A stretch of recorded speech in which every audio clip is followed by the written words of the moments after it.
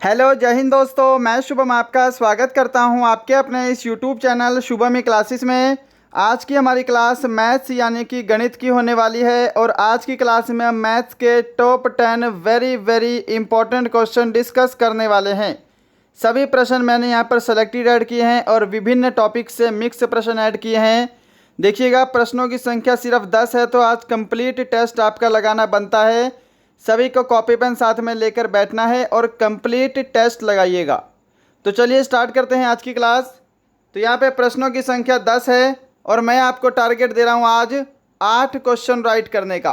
ठीक है, आप 7 भी करेंगे तब भी चलेगा, क्योंकि कुछ प्रश्न आपको एडवांस मैथ के भी देखने को मिलेंगे। चलिए तो शुरू करते हैं। देखिएगा, पहला प्रश्न आपके सामने स्क्रीन पर है, जल्दी से आंसर दीजिएगा। पहले 3 प्रश्न आपके एडवांस मैथ के रहेंगे और देखिए जितने भी प्रश्न लिए हैं ये कहीं ना कहीं आपके एग्ज़ाम में पूछे गए हैं। बस समझ लीजिए कि मैंने उनकी यहाँ पर रकम जो है वो चेंज करी है और कुछ नहीं किया। तो देखिए, पहला प्रश्न है कि 8 सेंटीमीटर भुजा वाले किसी घन का संपूर्ण पृष्ठ क्षेत्रफल ज्ञात करें। अब यहाँ पर अगर आपको इसका फॉर्मूला पता है तो आप प्रश्न बड़ी आसानी से सॉल्व कर लेंगे। तो देखिए, घन के संपूर्ण पृष्ठ क्षेत्रफल का फॉर्मूला होता है 6a², यही होता है। तो बढ़ते हैं सॉल्यूशन की तरफ। देखिए, 6 गुणा 8 का स्क्वायर करेंगे तो कितना बनेगा, 64 बनेगा। क्लियर। अब इनको आपस में मल्टीप्लाई करिएगा तो आपका आंसर आ जाएगा। देखिए, 8 6 चौके 24 का 4 हासिल 2 चिकम चिकम 36 और 2 38 384 वर्ग सेंटीमीटर। ऑप्शन डी आपका राइट आंसर है। देखिए, ऑप्शन सी को आंसर मत करना, यहाँ पे आपको घन सेंटीमीटर दिया है। ये भी डाउट आपका क्लियर करना है कि अगर आपको आयतन दिया हो तो आयतन आपका हमेशा घन सेंटीमीटर, घन मीटर, घन इसमें होता है। ठीक है, क्षेत्रफल हमेशा वर्ग की फॉर्म में होता है, स्क्वायर की फॉर्म में होता है, ये ध्यान रखेंगे। तो यहाँ पे आपका ऑप्शन डी राइट आंसर है। अब देखिए, यहाँ पर आपको क्या बोल सकता है कि इसका आयतन ज्ञात करें। तो इसमें भी आपको घन के आयतन का फॉर्मूला ध्यान रखना है, a की क्यूब। ठीक है, 8 की क्यूब करेंगे तो यहाँ पे 512 घन सेंटीमीटर आंसर होगा। सेकंड नंबर क्वेश्चन देखिएगा, सामने स्क्रीन पर है, एडवांस मैथ से। और ये टाइप भी आपके एग्जाम के लिए सुपर इम्पॉर्टेंट है, क्योंकि पूछा गया है कि 8 सेंटीमीटर, 6 सेंटीमीटर तथा 2 सेंटीमीटर विस्तार वाले एक बक्से में अधिकतम कितनी लंबाई की एक पेंसिल रखी जा सकती है। चलिए, अब देखिए, जब भी आपके सामने कोई ऐसा प्रश्न दिखाई दे, ये प्रश्न स्पेशल टाइप है, ध्यान रखिएगा। प्रश्न ऐसे ही पूछेगा कि अधिकतम कितनी लंबाई की छड़ रख सकते हैं, कितनी लंबाई की पेंसिल रख सकते हैं, कितनी लंबाई की बांस रख सकते हैं, इस टाइप से। तो आपको क्या फॉर्मूला लगाना है, ध्यान रखिएगा। देखिए, जो बॉक्स होता है ये आपके घनाभ के आकार का होता है। तो यहाँ पे आपको घनाभ के विकिरण का फॉर्मूला लगाना है। घनाभ के डायगोनल का फॉर्मूला क्या होता है, एल का स्क्वायर प्लस बी का स्क्वायर प्लस एच का स्क्वायर, यानी कि लंबाई का स्क्वायर, चौड़ाई का स्क्वायर, ऊंचाई का स्क्वायर। तो सॉल्यूशन पर चलते हैं। देखिए, आंसर देने के लिए मैं आपको ज़्यादा समय नहीं दे सकता। अगर आपको ज़्यादा समय चाहिए तो आप सेशन को ज़रूर रोकिएगा और खुद से सॉल्व करिएगा। 8 का स्क्वायर करेंगे 64, मैं यहाँ पे डायरेक्ट वैल्यू पुट कर रहा हूँ, प्लस चौड़ाई 6 सेंटीमीटर है, 6 का स्क्वायर 36, प्लस ऊंचाई 2 सेंटीमीटर है, 2 का स्क्वायर 4। क्लियर। अब इनको जोड़िए। देखिए, 36 और 4 40, 40 में 64 जोड़ेंगे तो कितना बनेगा, 104 बनेगा, अंडर रूट 104। इतना क्लियर है। अब देखिए, इसको यहीं पे सोल्व कर लेता हूँ। इज इक्वल टू, इसको फैक्टर करिए, इसका फैक्टराइजेशन करिए। देखिए, मुझे पता है कि 13 गुणा 8, 13 8 104 होता है। इस 8 का भी फैक्टर करूँगा तो क्या बनेगा, 8 का फैक्टर करने पर बनेगा 4 दूनी 8। क्लियर। और मैं क्या करता हूँ, इस 4 का भी फैक्टर कर देता हूँ। समझ पा रहे हो, इस 4 का भी अगर मैं फैक्टर कर दूँ तो यहाँ पे आपका क्या बनेगा, देखिए ये आपका बनेगा 2 गुणा 2 गुणा 2। समझ पा रहे हो? और ये सारा आपका अंडर रूट में है जी।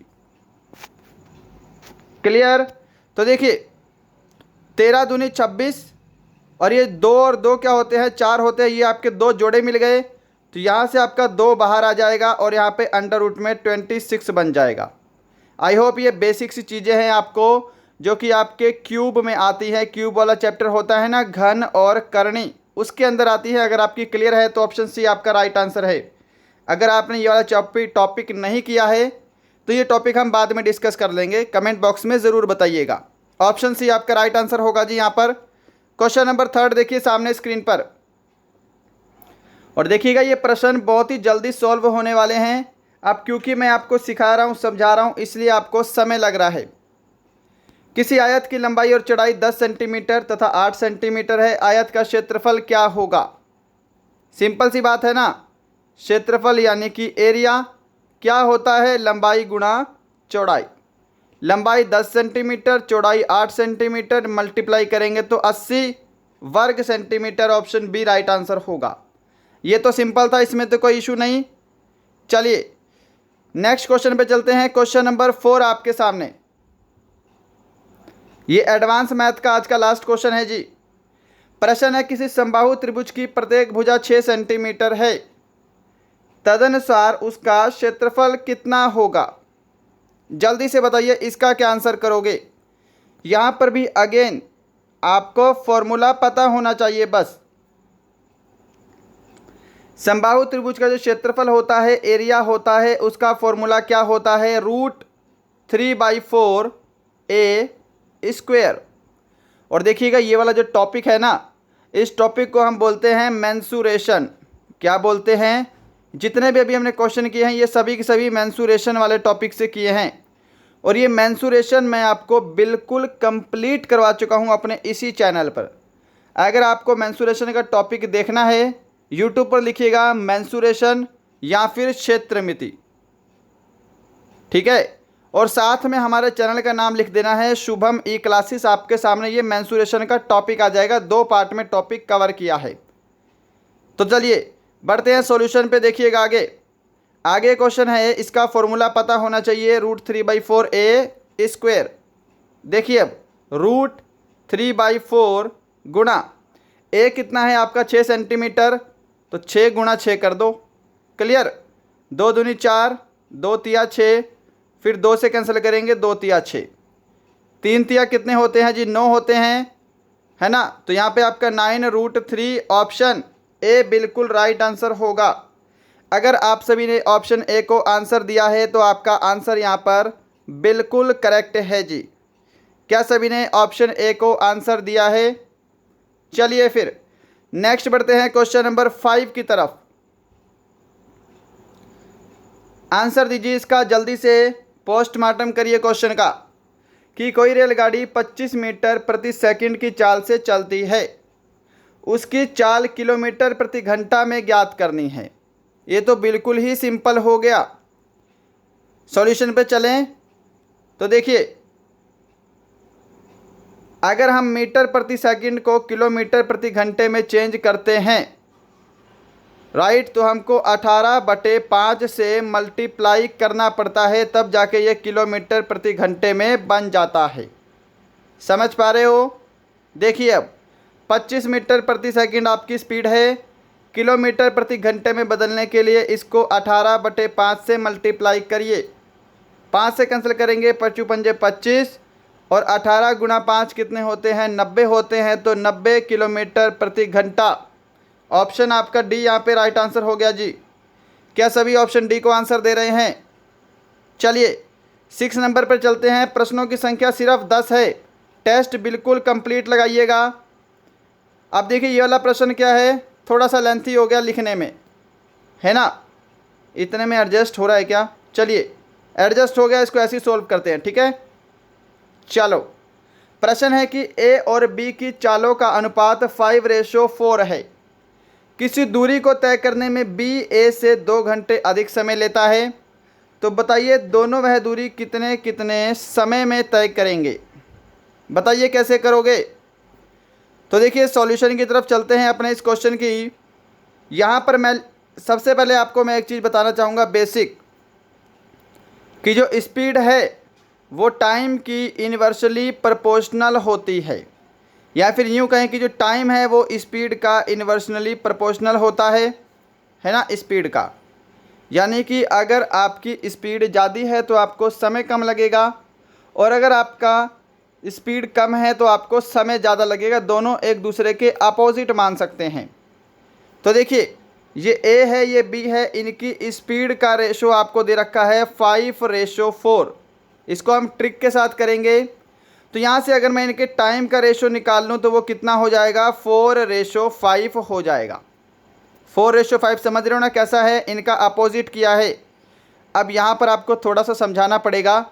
अगर मान लीजिए यहाँ पर 1 होता तो हम यहाँ पे डायरेक्ट 1:4:5 नहीं करते, ये सिर्फ 2 के केस में होगा। मैं आपको बेसिक समझा देता हूँ थोड़ा सा। यहाँ पर देखिए जल्दी से, देखिए स्पीड जो है वो टाइम की इन्वर्सली प्रोपोर्शनल होती है, तो इसको मैं 1/5 और यहाँ पे मैं इसको 1/4 लिख सकता हूँ। क्लियर है ना। अब इसको अगर हम सोल्व करेंगे, क्रॉस मल्टीप्लाई करेंगे तो ये 4:5 बन जाएगा। अगर हम एलसीएम लेके भी करेंगे तब भी 4:5 बनेगा। ठीक है, जब 3 केस आएंगे तब भी आपको एलसीएम लेकर ही सोल्व करना है, ध्यान रखिएगा। अब देखिए सॉल्यूशन पे चलते हैं। ऊपर आपका स्पीड का रेशो है, नीचे आपका टाइम का रेशो आया है। टाइम का रेशो हमने क्यों लिया है, क्योंकि यहाँ पे टाइम दे रखा है कि 2 घंटे अधिक समय ले रहा है, और यहाँ पे हमारा टाइम का डिफरेंस कितने का है, रेशो में 1 का है, और एक्चुअल में कितने का है, 2 का है। 1 रेशो की वैल्यू कितनी है जी, 2 रेशो के बराबर हो गई। हमको समय ही बताना है कितने कितने समय में दूरी तय करेंगे। तो अगर 1 रेशो की वैल्यू 2 है तो 4 रेशो की वैल्यू कितनी हो जाएगी, 8 हो जाएगी। 5 रेशो की वैल्यू कितनी हो जाएगी, 10 हो जाएगी। देखिए ये टाइम का रेशो था ना, तो ये हमारा टाइम आ गया 8 घंटे और 10 घंटे। ऑप्शन बी आपका राइट आंसर है डायरेक्ट। जिन्होंने ऑप्शन बी को आंसर दिया है उनका आंसर करेक्ट है। क्लियर है सभी को। सिंपल सा क्वेश्चन था, वो तो मैंने आपको बेसिक सिखाया है इसका। आपको पता है तो डायरेक्ट करिएगा। ये स्पीड आपको दे रखी है, टाइम का रेशो बना लीजिए क्योंकि हमको टाइम दे रखा है यहाँ पर क्वेश्चन में, और 1 रेशो की वैल्यू बराबर करके मल्टीप्लाई करिए, डायरेक्ट आंसर निकालिए। कोई आपको डिस्टेंस नहीं निकालना, कोई डिवाइड नहीं करना इस प्रश्न में। 7 नंबर क्वेश्चन देखिएगा, सामने स्क्रीन पर है। अब ये वाला प्रश्न तो देखिए थोड़ा सा लेंथी है। अब यहाँ पर जो इंग्लिश मीडियम वाले स्टूडेंट हैं वो इसको इंग्लिश में रीड कर लें। हम प्रश्न को क्या करते हैं, हिंदी लैंग्वेज में सॉल्व करते हैं। क्लियर है। चलिए 1 सेकेंड। ओके, तो प्रश्न है कि पाइप ए किसी टंकी को 20 मिनट में तथा पाइप बी उसे 30 मिनट में भरता है, जबकि पाइप सी है जो भरी टंकी को 1 घंटे में खाली करता है। यदि खाली टंकी में तीनों नल एक साथ खोल दिए जाएं तो वह टंकी कितनी देर में भर जाएगी, ये क्वेश्चन है आपका। सॉल्यूशन पे चलते हैं। देखिए पाइप ए किसी टंकी को भरता है कितनी देर में, 20 मिनट में। पाइप बी किसी टंकी को भरता है 30 मिनट में। अब ये जो पाइप सी है ये खाली करने वाला पाइप है, इसके ऊपर मैं माइनस का साइन लगा देता हूँ पहले ही। ये किसी टंकी को 1 घंटे में खाली करता है, तो यहाँ पे 1 मत लिखिएगा क्योंकि ये घंटे हैं और यहाँ पे आपको ऊपर मिनट में वैल्यू दे रखी है। तो इस घंटे को मिनट में बदल लीजिए कि पाइप सी किसी टंकी को 60 मिनट में खाली करता है। समझ पा रहे हो। अब देखिए अगर मैं इनका एलसीएम लूँगा तो इनका एलसीएम जो भी आएगा वो हमारी टंकी की कैपेसिटी होगी। तो इनका एलसीएम कितना आएगा जी, 60 आएगा।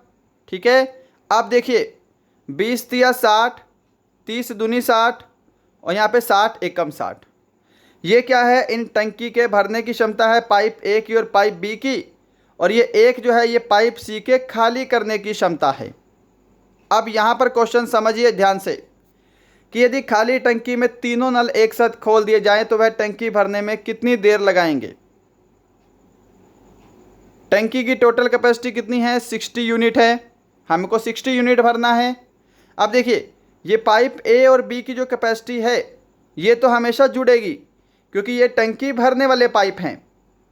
तो अगर मैं इन दोनों को जोड़ दूं तो यहाँ पे आपका 5 बन रहा है। अब क्योंकि तीनों पाइप इकट्ठे लेने हैं हमको, अब सी वाला जो पाइप है ये टंकी को क्या करता है, खाली करता है।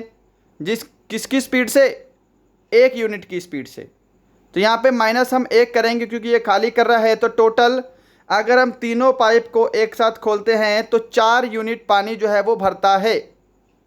क्लियर है? तो देखिए टोटल यूनिट कितना था, 60 यूनिट थी टंकी कैपेसिटी, 4 यूनिट भर रहा है। तो टोटल कितनी देर में भरेगा, भाग कर दो तो यहाँ पे 15 मिनट में वो टंकी को भर देंगे। ऑप्शन सी आपका राइट आंसर है। क्या सभी ने ऑप्शन सी को आंसर दिया है? चलिए फिर नेक्स्ट क्वेश्चन आपके सामने स्क्रीन पर है, क्वेश्चन नंबर 8 कि 3,000 रुपये का 20% वार्षिक चक्रवृद्धि ब्याज की दर से 2 वर्ष का चक्रवृद्धि मिश्रधन ज्ञात करना है। समझिएगा, यहाँ पर आपको मिश्रधन बताना है। क्या ज्ञात करना है? मिश्रधन यानी कि अमाउंट। आप देखिए मिश्रधन का फॉर्मूला क्या होता है, मिश्रधन यानी कि अमाउंट, फॉर्मूला होता है प्रिंसिपल 1 + R/100 ऊपर आपका टाइम। क्लियर? देखिए ये आपका मिश्रधन का फॉर्मूला होता है।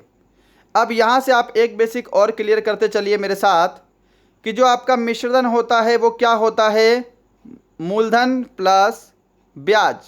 ठीक है, मूलधन प्लस ब्याज, इंटरेस्ट। आई लिख देता हूँ डायरेक्ट, समझ लीजिएगा, मूलधन प्लस ब्याज। अब देखिए यहाँ पर प्रिंसिपल कितना है आपको दे रखा है, 3,000 रुपये, वैल्यू पुट करेंगे डायरेक्ट 3,000।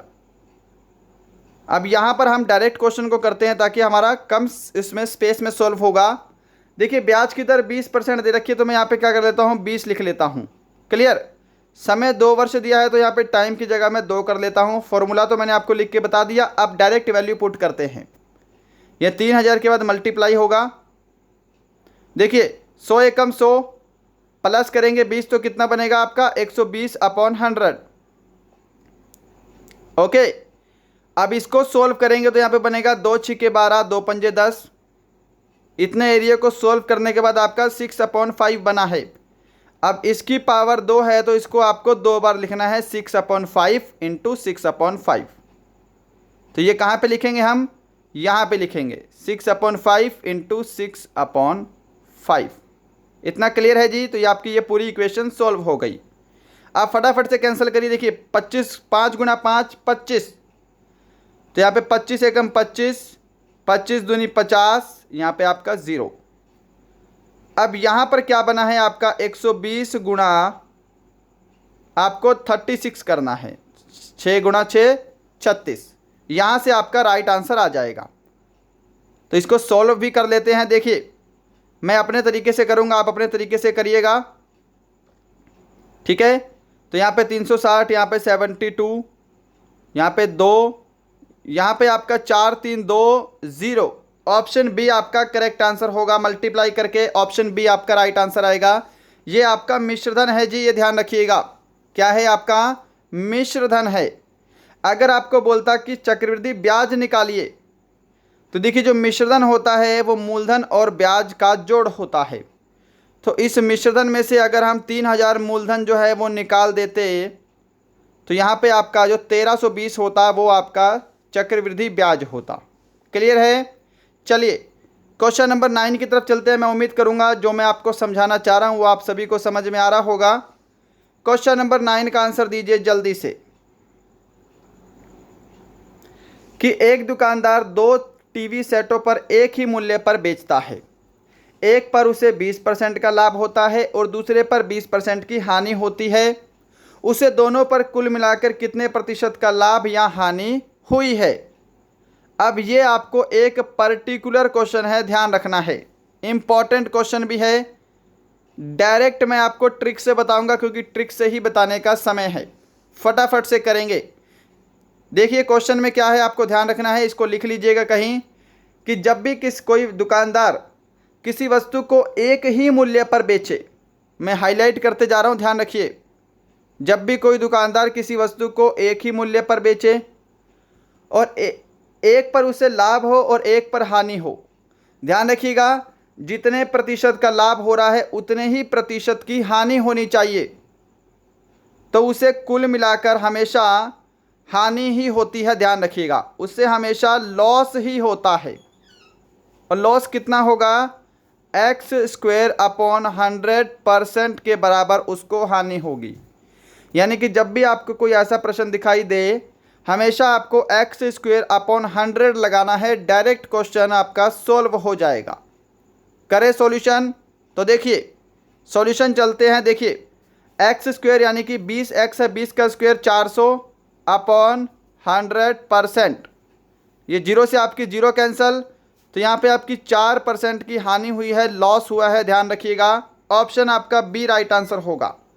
हमेशा आपको हानि ही होगी जब भी किसी वस्तु को एक ही मूल्य पर बेचेगा, दोनों वस्तु को, और एक पर लाभ एक पर हानि हो, और जितना लाभ है उतनी ही आपको हानि दी हो। ये आपको फॉर्मूला लगा देना है, x square upon 100%, direct. Clear है? या फिर आप इसको क्या कर सकते हो, सक्सेसिव रेट वाले फॉर्मूले से भी कर सकते हो, वो भी करके दिखा देता हूं। देखिए माना कि जो दोनों वस्तुएं हैं वो 100 रुपये की हैं। मान लो आप, कोई मानने में कोई इशू नहीं है क्योंकि हमको कुछ भी रकम नहीं दी है। पहले पर 20% का लाभ हुआ है तो कितने की हो जाएगी? वो 120 रुपये की हो जाएगी। दूसरे पर 20% की हानि हुई है तो इस 120 का 20% कितना होता है? 24 होता है। हानि हुई है तो माइनस कीजिए, तो यहाँ पे 96 बचेगा आपका। अब देखिए पहले कोई वस्तु 100 रुपये की थी, अब 96 की हो गई है। कितने की हानि हुई है? 4% की हानि हुई है। ऑप्शन बी राइट है। क्लियर? ऐसे भी कर सकते हैं। क्वेश्चन नंबर 10 देखिएगा आपके सामने है, और बिल्कुल सेम इसी फॉर्मूले पर बेस्ड क्वेश्चन है, और ये क्वेश्चन आपके एग्जाम में पूछा जाता है। प्रश्न है कि एक आयताकार खेत की लंबाई 20% बढ़ाई गई जबकि चौड़ाई 10% घटा दी गई। उसके क्षेत्रफल में कितने प्रतिशत का परिवर्तन हुआ है? ये भी आप सक्सेसिव रेट वाले फॉर्मूले से करेंगे तो ज़्यादा बेटर रहेगा। देखिए मैं मान लेता हूं कि उसका क्षेत्रफल कितना था भाई? 100 था। 100 ही मानिएगा, कुछ और मानेंगे आंसर तब भी आपका आएगा। 100 इसलिए माना है कि कैलकुलेशन आसान हो जाएगी।